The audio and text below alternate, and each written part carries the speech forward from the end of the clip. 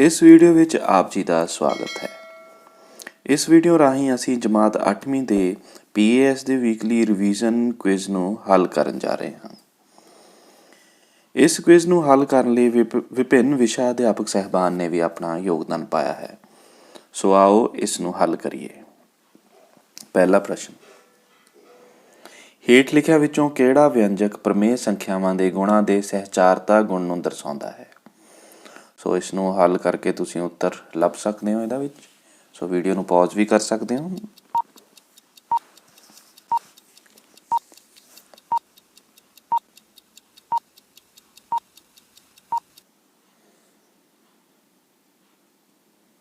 ਸੋ ਇਸ ਦਾ ਇਹ ਉੱਤਰ ਹੈ। ਸੋ ਅਗਲੇ ਚੱਲਦੇ ਹਾਂ। ਸੰਖਿਆਵਾਂ ਦੇ ਦਿੱਤੇ ਪੈਟਰਨ 1, 4, 9, 16, 25 ਵਿੱਚ ਅਗਲੀਆਂ ਦੋ ਸੰਖਿਆਵਾਂ ਦਰਸਾਓ। The next two number in the number pattern 1, 4, 9, 16, 25 are 35, 48, 36, 49, 36, 48 or 35, 49.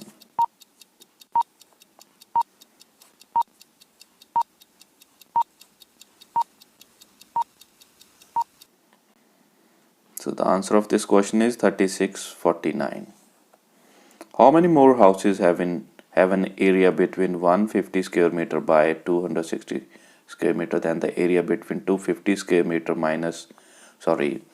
into 300 square meter?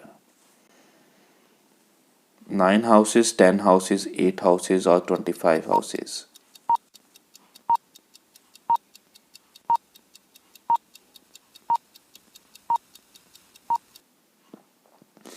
The answer of this question is 8 houses.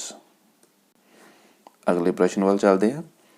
Ram ਨੇ ਮੇਜ਼ ਤੇ ਕੁਝ ਬਟਨ ਲਗਾਏ ਜਿਸ ਵਿੱਚ 4 ਨੀਲੇ, 7 ਲਾਲ, 3 ਕਾਲੇ ਅਤੇ 6 ਚਿੱਟੇ ਬਟਨ ਸਨ। ਅਚਾਨਕ ਇੱਕ ਬਿੱਲੀ ਨੇ ਟੇਬਲ ਤੇ ਛਾਲ ਮਾਰ ਦਿੱਤੀ ਅਤੇ ਫਰਸ਼ ਉੱਤੇ ਇੱਕ ਬਟਨ ਡਿੱਗ ਗਿਆ। ਕਿੰਨੀ ਸੰਭਾਵਨਾ ਹੈ ਕਿ ਫਰਸ਼ ਤੇ ਡਿੱਗਿਆ ਬਟਨ ਨੀਲਾ ਹੈ? 7/20, 3/5, 1/5 ਜਾਂ 1/4? ਸੰਭਾਵਨਾ ਪਤਾ ਕਰਨੀ ਹੈ।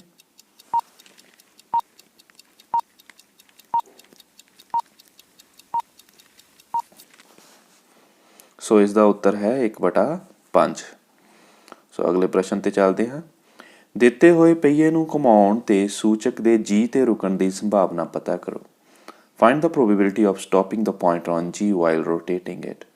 1/2, 5/8, 5/3 or 3/8?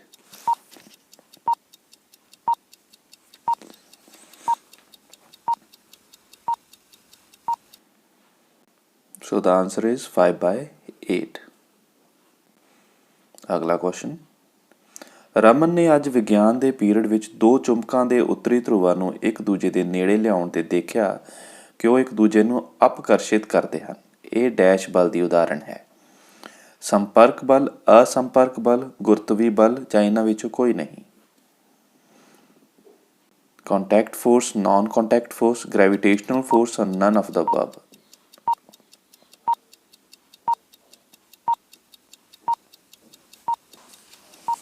ਸੋ ਇਹਦਾ ਉੱਤਰ ਹੈ ਅਸੰਪਰਕ ਬਲ, ਨਾਨ ਕੰਟੈਕਟ ਫੋਰਸ। ਅਗਲਾ ਪ੍ਰਸ਼ਨ, ਆਸ਼ੀਸ਼ ਨੇ ਸੁਣਿਆ ਸੀ ਨਮਕ ਤੇ ਤੇਲ ਨੂੰ ਪਰਿਰੱਖਿਅਕ ਦੇ ਤੌਰ ਤੇ ਵਰਤਿਆ ਜਾਂਦਾ ਹੈ, ਪਰ ਜੈਮ ਅਤੇ ਸਕੁਐਸ਼ ਦੀ ਬੋਤਲ ਤੇ ਕੁਝ ਹੋਰ ਪਰਿਰੱਖਿਅਕਾਂ ਦੇ ਨਾਮ ਲਿਖੇ ਹੁੰਦੇ ਹਨ। ਕੀ ਤੁਸੀਂ ਦੱਸ ਸਕਦੇ ਹੋ ਇਹਨਾਂ ਵਿੱਚੋਂ ਕਿਸ ਪਰਿਰੱਖਿਅਕ ਦੀ ਵਰਤੋਂ ਕੀਤੀ ਜਾਂਦੀ ਹੈ? ਖੰਡ, ਸੋਡੀਅਮ ਮੈਟਾ ਬਾਈਸਲਫੇਟ, ਸੋਡੀਅਮ ਬੈਂਜ਼ੋਆਇਟ ਜਾਂ ਇਹ ਸਾਰੇ?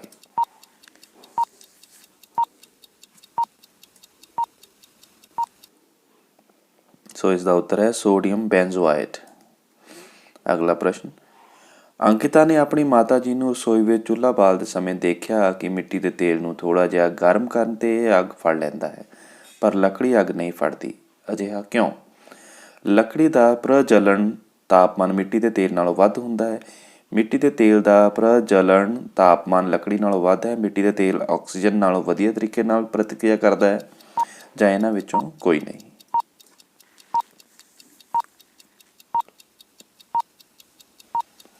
ਸੋ ਇਸ ਦਾ ਉੱਤਰ ਹੈ ਕਿ ਲੱਕੜੀ ਦਾ ਪ੍ਰਜਵਲਨ ਤਾਪਮਾਨ ਮਿੱਟੀ ਦੇ ਤੇਲ ਨਾਲੋਂ ਵੱਧ ਹੁੰਦਾ ਹੈ।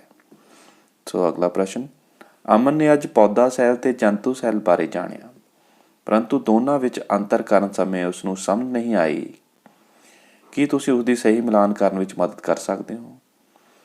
ਕਲੋਰੋਪਲਾਸਟ ਤੇ ਸੈੱਲ ਕੰਧ, ਇਹ ਅਸੀਂ ਦੱਸਣੇ ਨੇ ਕਿ ਜੰਤੂ ਸੈੱਲ ਹਨ ਜਾਂ ਪੌਦਾ ਸੈੱਲ ਹਨ।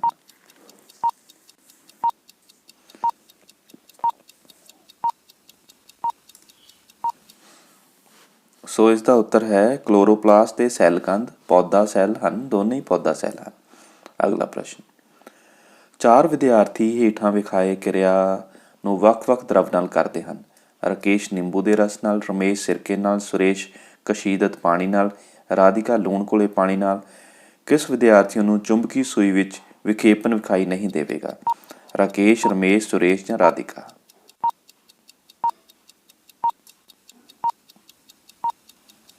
ਸੋ ਇਸ ਦਾ ਉੱਤਰ ਹੈ ਸੁਰੇਸ਼। ਸੋ ਅਗਲੇ ਪ੍ਰਸ਼ਨ ਤੇ ਚੱਲਦੇ ਹਾਂ। ਇਹ ਇੱਕ ਪੈਰਾਗ੍ਰਾਫ ਹੈ, ਇਹ 'ਚ ਕਨਵਰਸੇਸ਼ਨ ਹੈ ਦੋ ਜਣਿਆਂ ਦੀ। ਤੁਸੀਂ ਇਸ ਨੂੰ ਪੜ੍ਹ ਕੇ ਇਸ ਦੇ ਆਧਾਰ ਤੇ ਅਗਲੇ 5 ਪ੍ਰਸ਼ਨਾਂ ਦੇ ਉੱਤਰ ਦੇਣੇ ਹਨ। So let's start with this conversation. Read the passage carefully and answer the questions that follows. Chinu, could I have some information about you and other member of your family? Rita, certainly. I will be glad to tell you anything you ask. Chinu, first of all, please tell me what you want to become when you grow up. Rita, my heart lies in teaching. Chinu, well, are your parents in favor of your choice? Rita, oh yes, they themselves are teacher. Chinu, are they school or college teacher? Rita, Papa teaches in a school, Mummy in a college. Chinu, quite interesting. Generally it is the other way. Rita, but Papa is still greater than Mummy. Chinu, what do you mean? Rita, I have been told that Mummy was just a matriculate when she married. It is Papa who inspired her to study further, and today she is a lecturer. Chinu, good. What's her subject?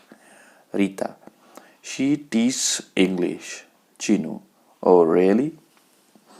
So ਇਹ ਸੀ paragraph. ਇਸ ਦੇ ਆਧਾਰ ਤੇ ਹੁਣ ਪ੍ਰਸ਼ਨ, what is Rita's aim in life? To become a doctor, to become a pilot, to become a nurse, or to become a teacher? Try to give the answer of this question.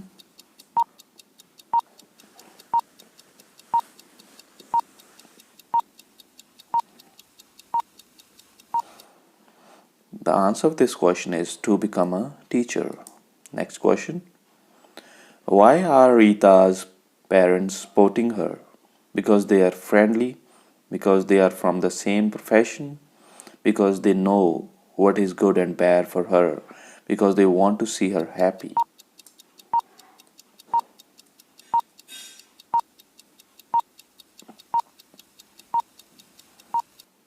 Because they are from the same profession. The next question is now, what was Rita's mother's qualification at the time of her wedding? 8th passed, 10th passed, 12th passed, or graduation?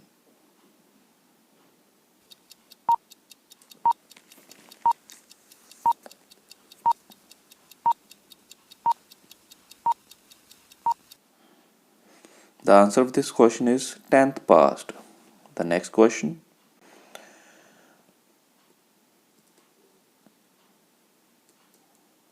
What is the meaning of the word inspire? Demotivate, unimaginative, motivate, or imaginative?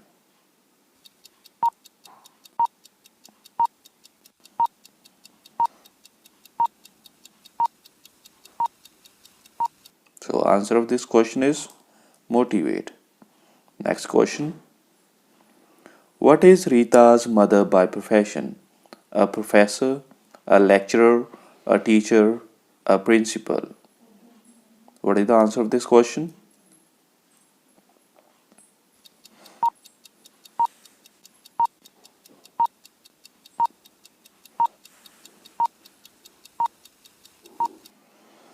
The answer of this question is a lecturer.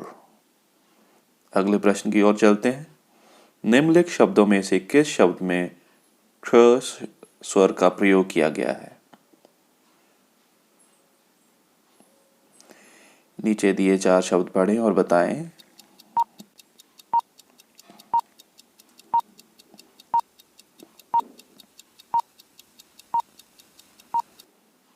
शब्द है ग्रह। अगले प्रश्न की ओर चलते हैं। वर्तनी के अनुसार शुद्ध शब्द चुनो। हृदय, हृदय, हृदय, हृदय। वर्तनी के अनुसार शुद्ध शब्द चुने।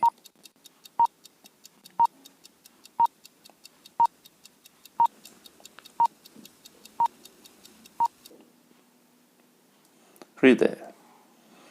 निम्नलिखित विकल्पों में से पंजाबी शब्द अपण्या के लिए सही हिंदी शब्द चुनो।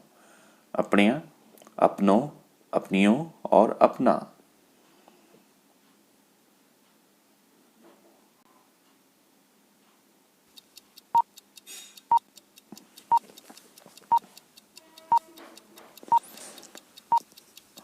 सो इसका सही उत्तर है अपनों। वाक्य में से रेखांकित पद का कारक बताओ। आज हम सभी मेट्रो रेल के द्वारा जाएंगे। अपादान कारक, करण कारक, कर्ता कारक और कर्म कारक। कौन सा कारक है मेट्रो रेल के द्वारा जाएंगे?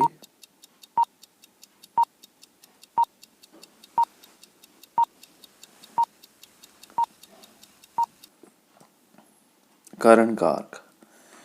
बुद्धि शब्द में निम्नलिखित में से कौन सा संयुक्त व्यंजन प्रयोग किया गया है?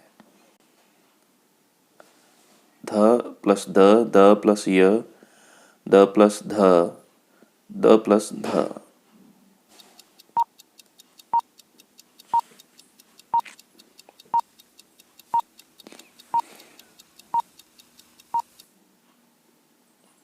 द प्लस ध। ਹੁਣ ਅਗਲੇ ਪ੍ਰਸ਼ਨ ਵੱਲ ਚੱਲਦੇ ਹਾਂ। ਬੀੜ ਦੇ ਇਲਾਕੇ ਵਿੱਚ ਕਿਹੜਾ ਮੇਲਾ ਲੱਗਦਾ ਹੈ? ਛਪਾਰ ਦਾ ਮੇਲਾ, ਛਿੰਝ ਸ਼ਰਾਹਾਂ ਦਾ ਮੇਲਾ, ਵਿਸਾਖੀ ਦਾ ਮੇਲਾ ਜਾਂ ਇਹਨਾਂ ਵਿੱਚੋਂ ਕੋਈ ਨਹੀਂ?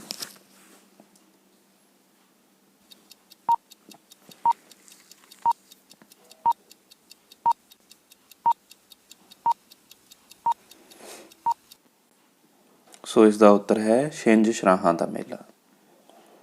ਆਦਰ ਸ਼ਬਦ ਤੋਂ ਕੀ ਭਾਵ ਹੈ? ਸਤਿਕਾਰ ਕਰਨਾ, ਮਾਣ ਕਰਨਾ, ਪਿਆਰ ਕਰਨਾ ਜਾਂ ਝੂਠੀ ਵਡਿਆਈ ਕਰਨਾ। ਸੋ ਆਓ ਇਸ ਦਾ ਉੱਤਰ ਵਿਚਾਰੀਏ।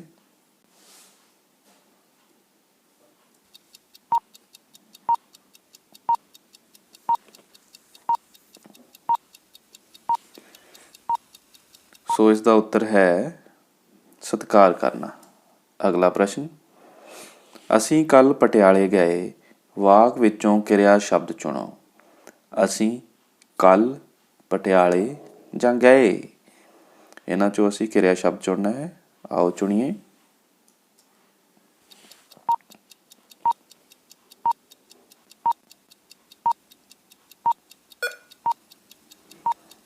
ਸੋ ਇਸ ਦਾ ਉੱਤਰ ਹੈ ਗਏ। ਸੋ ਅਗਲੇ ਪ੍ਰਸ਼ਨ ਵੱਲ ਚੱਲਦੇ ਹਾਂ।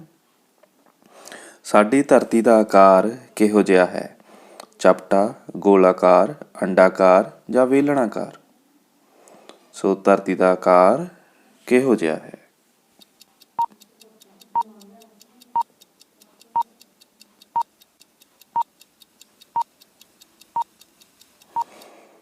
ਸੋ ਸਾਡੀ ਧਰਤੀ ਦਾ ਆਕਾਰ ਹੈ ਅੰਡਾਕਾਰ।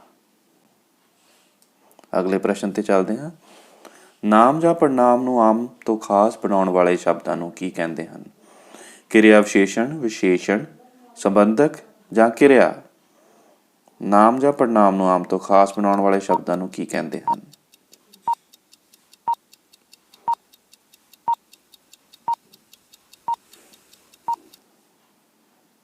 ਵਿਸ਼ੇਸ਼ਣ। ਸੋ ਉੱਤਰ ਹੈ ਵਿਸ਼ੇਸ਼ਣ। ਸੋ ਅਗਲੇ ਪ੍ਰਸ਼ਨ ਵੱਲ ਚੱਲਦੇ ਹਾਂ। ਇੰਗਲੈਂਡ ਦੇ ਵਪਾਰੀਆਂ ਦੇ ਇੱਕ ਨਾਮੀ ਗਰੁੱਪ ਨੇ ਭਾਰਤ ਨਾਲ ਵਪਾਰ ਕਰਨ ਲਈ 31 ਦਸੰਬਰ 1600 ਈਸਵੀ ਨੂੰ ਭਾਰਤ ਵਿੱਚ ਈਸਟ ਇੰਡੀਆ ਕੰਪਨੀ ਦੀ ਸਥਾਪਨਾ ਕੀਤੀ। ਮਹਾਰਾਣੀ ਐਲਿਜ਼ਾਬੇਥ ਪਹਿਲੀ ਤੋਂ ਭਾਰਤ ਨਾਲ ਵਪਾਰ ਕਰਨ ਦਾ 15 ਸਾਲ ਦਾ ਏਕਾਧਿਕਾਰ ਇਸਨੇ ਪ੍ਰਾਪਤ ਕਰ ਲਿਆ। ਉਸ ਨਾਮੀ ਗਰੁੱਪ ਦਾ ਕੀ ਨਾਂ ਸੀ? Burberry group, merchant adventurers group, Dutch group ਜਾਂ ਇਹਨਾਂ ਵਿੱਚੋਂ ਕੋਈ ਨਹੀਂ?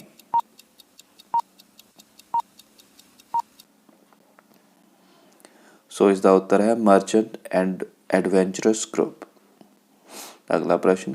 18ਵੀਂ ਸਦੀ ਵਿੱਚ ਭਾਰਤ ਵਿੱਚ ਆਧੁਨਿਕ ਕਾਲ ਦਾ ਆਰੰਭ ਹੋਇਆ ਤਾਂ ਉਸ ਸਮੇਂ ਦੌਰਾਨ ਬਹੁਤ ਸਾਰੀਆਂ ਪੁਰਾਣੀਆਂ ਸ਼ਕਤੀਆਂ ਕਮਜ਼ੋਰ ਹੋਣ ਲੱਗ ਪਈਆਂ ਅਤੇ ਉਹਨਾਂ ਦੀ ਥਾਂ 'ਤੇ ਬਹੁਤ ਸਾਰੀਆਂ ਨਵੀਆਂ ਸ਼ਕਤੀਆਂ ਦਾ ਉਭਾਰ ਹੋਇਆ। ਕੀ ਤੁਸੀਂ ਦੱਸ ਸਕਦੇ ਹੋ ਕਿ ਉਹ ਕਿਹੜੀਆਂ ਨਵੀਆਂ ਸ਼ਕਤੀਆਂ ਸਨ? ਮਰਾਠੇ, ਸਿੱਖ ਅਤੇ ਰੋਹਿਲੇ, ਪਠਾਨ ਜਾਂ ਉਪਰੋਕਤ ਸਾਰੀਆਂ ਹੀ?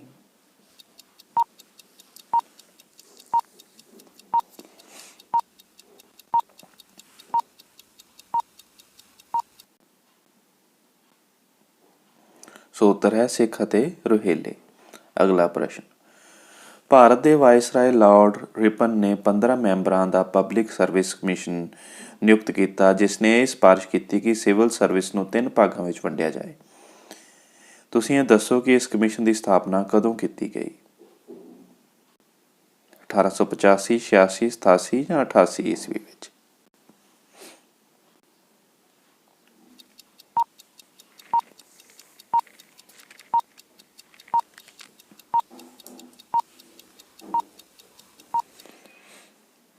ਅਠਾਰਾਂ ਸੌ 86 ਈਸਵੀ ਵਿੱਚ ਸਥਾਪਨਾ ਕੀਤੀ ਗਈ।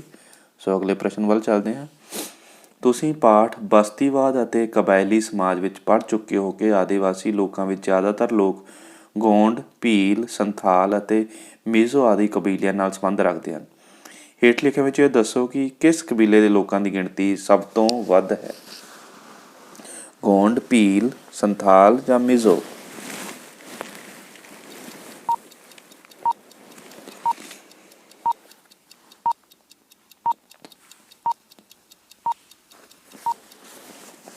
ਸੋ ਇਸ ਦਾ ਉੱਤਰ ਹੈ ਗੋਂਡ। ਅਗਲੇ ਪ੍ਰਸ਼ਨ ਵੱਲ ਚੱਲਦੇ ਹਾਂ। ਬੱਚਿਓ, ਤੁਸੀਂ ਜਾਣਦੇ ਹੋਵੋਗੇ ਕਿ ਭਾਰਤੀ ਸੰਵਿਧਾਨ ਵਿੱਚ ਮੌਲਿਕ ਅਧਿਕਾਰ ਕਿਸੇ ਹੋਰ ਦੇਸ਼ ਦੇ ਸੰਵਿਧਾਨ ਦੀ ਤਰ ਦੇ ਆਧਾਰ 'ਤੇ ਸ਼ਾਮਲ ਕੀਤੇ ਗਏ ਹਨ, ਜੋ ਭਾਰਤੀ ਸੰਵਿਧਾਨ ਵਿੱਚ ਅਨੁਛੇਦ 14 ਤੋਂ 32 ਤੱਕ ਦਰਜ ਹਨ।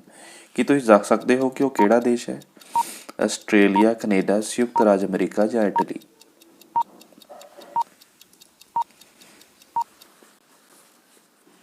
ਸੋ ਉੱਤਰ ਹੈ ਸੰਯੁਕਤ ਰਾਜ ਅਮਰੀਕਾ। ਸੋ ਇਹ ਸੀ ਬੱਚਿਓ 8ਵੀਂ ਦਾ ਹੱਲ ਕੀਤਾ ਹੋਇਆ ਕੁਇਜ਼। ਸੋ ਇਹੋ ਜਿਹੀਆਂ ਵੀਡੀਓ ਲੈ ਕੇ ਫਿਰ ਹਾਜ਼ਰ ਹੋਵਾਂਗੇ। ਧੰਨਵਾਦ।